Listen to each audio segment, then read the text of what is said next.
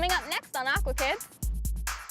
Join the Aqua Kids as they discover a garden in the midst of a large city, explore the grounds using their 5 senses, and learn the benefits of honeybees to our environment. So, ready to make a difference? Building a better planet starts with you. Aqua Kids, traveling around the world, going where we've never been before, having fun and so much more, learning from our friends of the sea, saving them is up to you and me.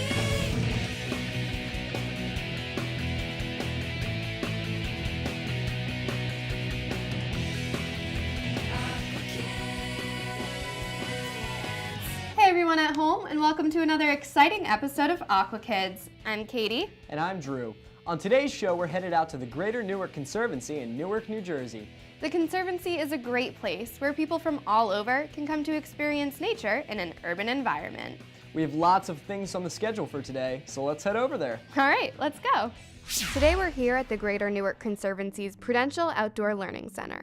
Opening in 2004, the Outdoor Learning Center is a space where residents from Newark, New Jersey, and visitors from all over can come to experience the wonders of nature in an urban setting. Not only does the center strive to create a sustainable relationship between people and the environment, but they also aim to show visitors the beauty in nature by integrating numerous art pieces into the gardens. From a sensory garden to a sundial pavilion, the Greater Newark Conservancy successfully inspires people of all ages to love and care for the environment. We're here with Robin, who's the Executive Director of the Greater Newark Conservancy. So Robin, tell us what you're all about here. Absolutely, Katie. Thanks for joining me today. This is a beautiful day in the Thanks for garden. having us. Greater Newark Conservancy's mission is about environmental stewardship, improving the quality of life in New Jersey's urban areas. And so we're located here in the middle of Newark.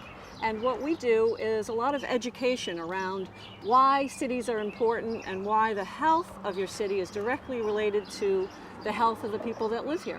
So what are some of the programs you do to kind of create that education and outreach?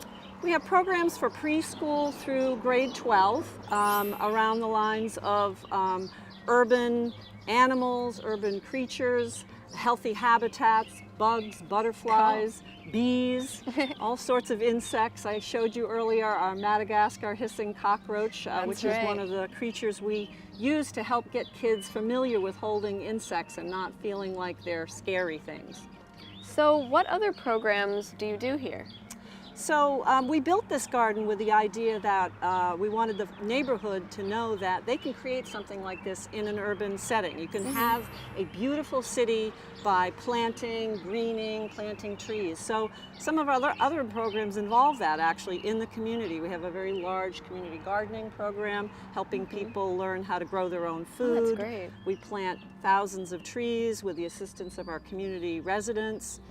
We do job training in the community, and we work a lot with high school aged youth to help them understand that this is a possible career path for kids in the urban environment who don't necessarily realize that it is. So do you think your programs are actually benefiting and making this community better?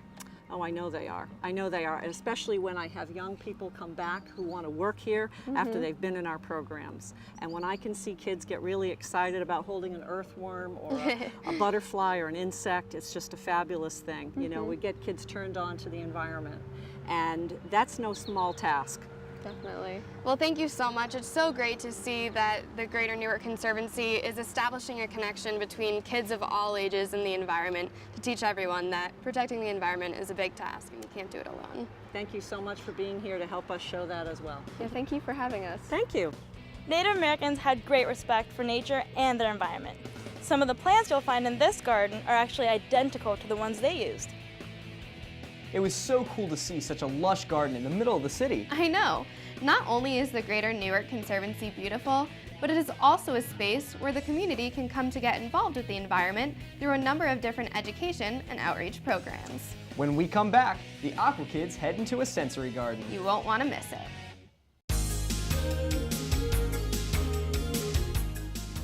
Aqua Kids presents another Aqua Kids Pop Quiz. Honeybees are an important part of the environment because they're key pollinators. That means agriculture greatly depends on the honeybee for pollination. Can you guess how many flowers a honeybee visits on every honey collection trip? Is it A, 50 to 100 flowers, B, 100 to 150 flowers, or C, 150 to 200 flowers? I will reveal the answer after the break. Were you able to guess the number of flowers a honeybee visits on each honey collection trip? The answer is A, only 50 to 100 flowers. Honeybees account for 80% of all insect pollination. Without such pollination, we would see a significant decrease in the yield of fruits and vegetables. Welcome back to Aqua Kids. Let's get back to the Nature Conservancy and explore the sensory garden. All right. Look at all these flowers. They're so pretty. Oh my These ones are taller than me. That's insane. So one of the really cool things they have here is a sensory garden. Oh, really? Yeah. Wow. I want to find out what it is. That. Right? Hey girls, how are you? Good, how are you? I'm good, can't complain. Well, I'm gonna show you the sensory garden, which is basically just that, has all 5 senses: touch, smell, taste, hear, and feel.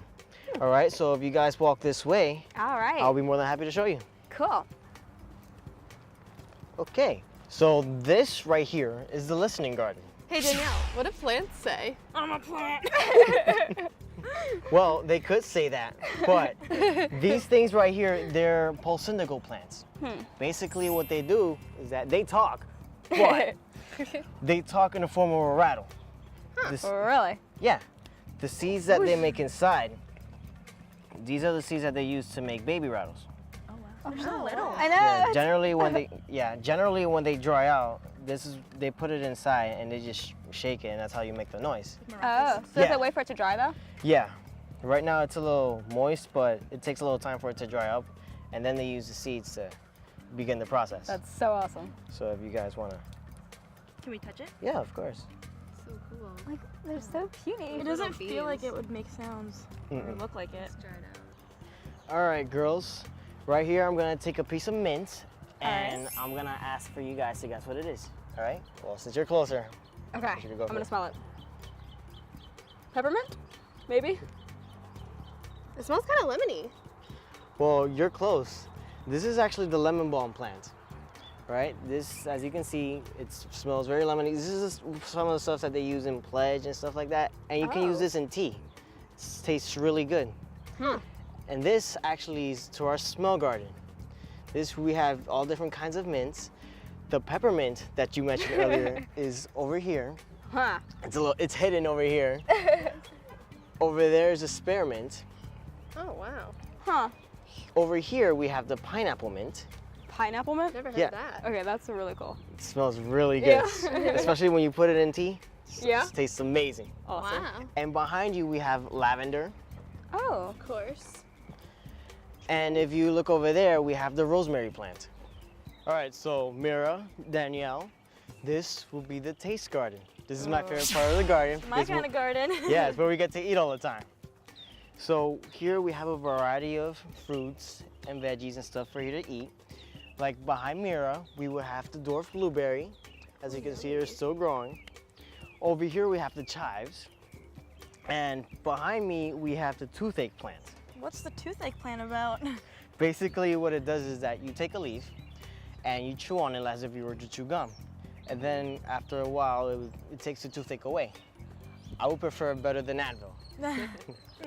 So, behind Danielle is probably my favorite part of this taste garden, is the strawberries. Oh, I love strawberries. Okay. Well, There's a bunch yeah. You know? Oh, it's so cute. Look at that. It's like a baby. Can I eat it? Yes, of course. Are they clean? Yeah. Okay. Clean. Thank you. Wow, they're good. This is real good. Oh, this is so good. Do you have anything else to show us? Yes. Well, where Katie and Selena are at right now, we have the sight garden. Oh, let's go. I want to see Right, it. so, right this way. Hey, Katie, Selena, let me show you the sight garden. All right. Okay. Well, to start, we have the Japanese painted fern. That's really pretty. Yeah, I like it. What else is in here? Well, if you step over here, we have the autumn joy stone crab. Huh, I've never seen that before. Yeah, it's a lot different. Wow. Yeah, that was really nice though. All right, girls, next we have our touch garden. Now over here, we have our lamb's ear. As you can see, feels very comfortable. Feels like a pillow, actually. Oh, do you think I could buy a blanket made of this? Possibly. Maybe rub it around your face, fall asleep to it. Oh, I so would. And it's kind of shaped like a lamb's ear, too. It is. One of the things they have here at the Greater Newark Conservancy is a tribute to Nelson Mandela. While he was in prison, he grew a garden. It not only grew enough food for him, but the other prisoners and even the guards. I've never been in a sensory garden before. It was so cool. It sure was. The sensory garden is just one of the great ways that the Greater Newark Conservancy inspires city dwellers to appreciate the environment. Don't go away. Aqua Kids will be right back.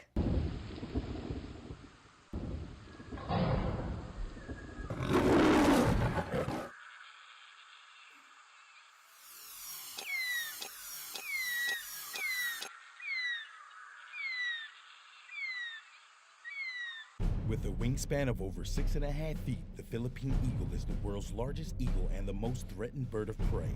It can only be found on the islands of the Philippines. The head feathers form a distinctive shaggy crest that easily identifies them. It preys mainly on flying lemurs, civets, and monkeys, earning it the nickname the monkey-eating eagle. Mating pairs have adopted a sophisticated hunting technique. One distracts the prey, allowing the other to attack from behind. Poaching and deforestation are the reason why it is estimated that less than 250 of these eagles are left in the wild. Find out what you can do for the Philippine eagle and other apex predators on our website.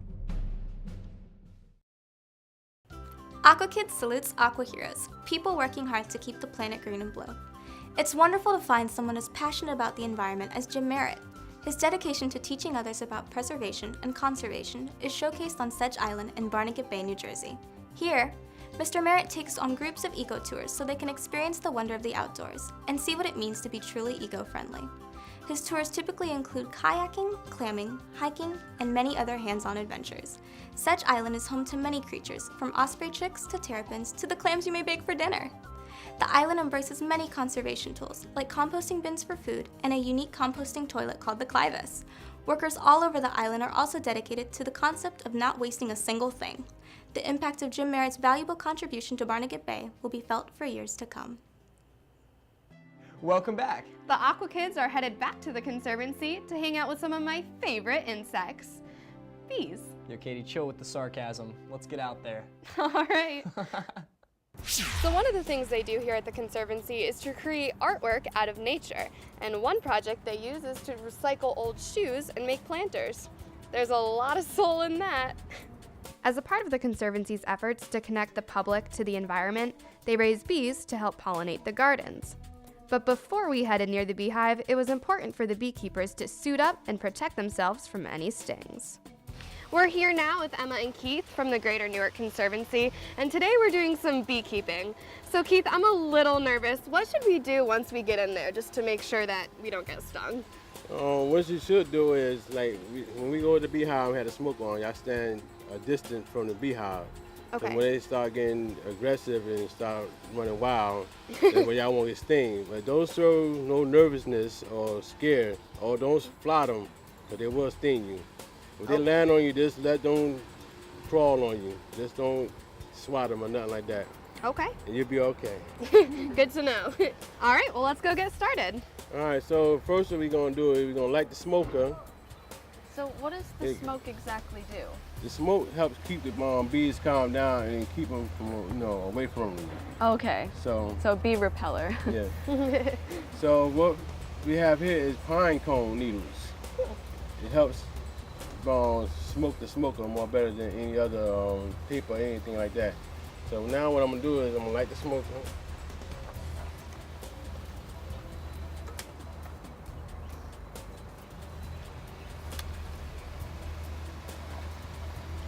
Then put a little air to it. Close the lid and give it a little pumps. Slowly, slowly. Pump a little bit more. All right, now we're ready to go to the beehive. Smells like a campfire. Turn right.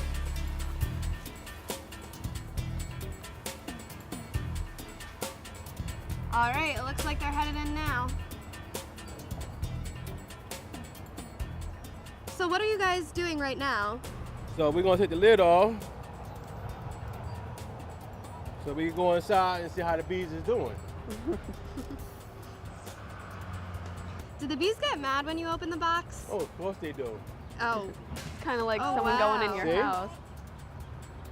You never should stand in front of the beehive because that's where they coming in and out like an airplane. Oh, okay. So I'm gonna sit this on the side. Never lay it down on this side because you'll smash the bees and kill them. Or I just could shake them off. Oh, wow.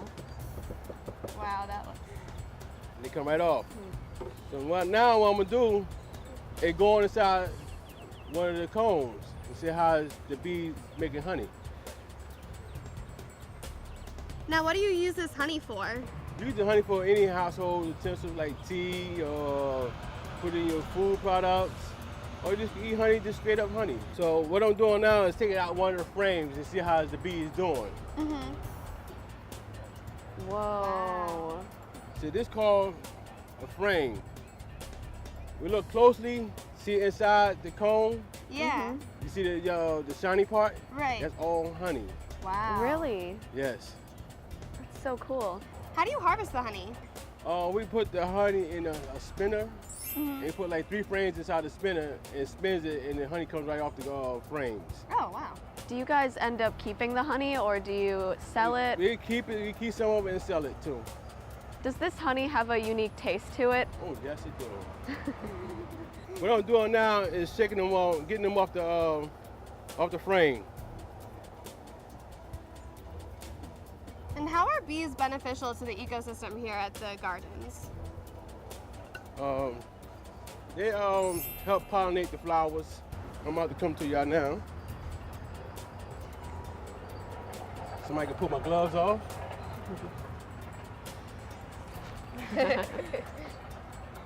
One I can hold the frame like this. Sure. This one on the sides. Here, you wanna? Oh, it's heavy. Oh, it is. Oh my gosh. Also, y'all want to taste the honey? You can taste the honey with your fingers. Oh my gosh, really? Taste it. Is it? This is so good. This is delicious. So how many bottles could you make out of all of the honey you've collected? I'm not quite sure because we never extract our beehive yet, and this is the first time that we might be going to extract our beehive. Really? So I will know after we get the honey out of there. So did the bees create all of these little things themselves? Yes, it's called the honeycombs. That's cool. Cool. One major problem impacting bee colonies is colony collapse disorder, when worker honeybees spontaneously disappear. The loss of these bees is extremely detrimental because without honey and natural pollination from bees, both the ecosystem and the economy take a serious blow. So what is the importance of keeping bees? I can answer that question. All The right. importance is because there's a lot of colony collapse, which means that bees are dying out, and that affects the ecosystem because a lot of farmers are seeing that their crops aren't being pollinated. And the reason for that is because of a lot of pesticides and chemicals in the air that really harm and affect the bees. So organic gardening and sustainable gardening is definitely the way to go. And people should keep bees so that we can keep having amazing food that's organic and sustainable. Well, thank you both so much. We definitely learned a lot today, and I never thought I would be beekeeping, but it really is so important to the ecosystem. Yeah, thank you so much, guys. You're welcome. You're welcome. So, All right, well, the bees weren't that bad. It was really cool to learn about how beneficial bees are to an urban environment. Plus, the honey was so delicious. it looks so good. Don't go away. Aqua Kids will return in a moment.